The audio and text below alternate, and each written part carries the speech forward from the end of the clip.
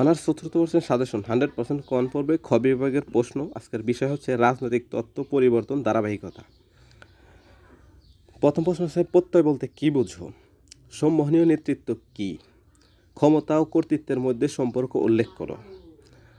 4 নম্বর হচ্ছে এলিট আবর্তন তত্ত্বটি ব্যাখ্যা করো। 5 নম্বর হচ্ছে আইনগত ও রাজনৈতিক সার্বভৌমত্বের মধ্যে পার্থক্য দেখাও। 6 নম্বর হচ্ছে রাজনৈতিক এলিট কাকে বলে। 7 নম্বর হচ্ছে সার্বভৌমত্ব একাত্মবাদ আলোচনা করো। 8 নম্বর হচ্ছে গণভোট বলতে কী বুঝো। 9 নম্বর হচ্ছে জাতিসত্তার সংকট বলতে কী বুঝো। 10 নম্বর হচ্ছে রাজনৈতিক দল ও চাপ সৃষ্টিকারী গোষ্ঠীর মধ্যে পার্থক্য কী। 11 নম্বর হচ্ছে রাজনৈতিক অংশগ্রহণ বলতে কী বুঝো। 12 নম্বর হচ্ছে সর্বাত্মকবাদ কী।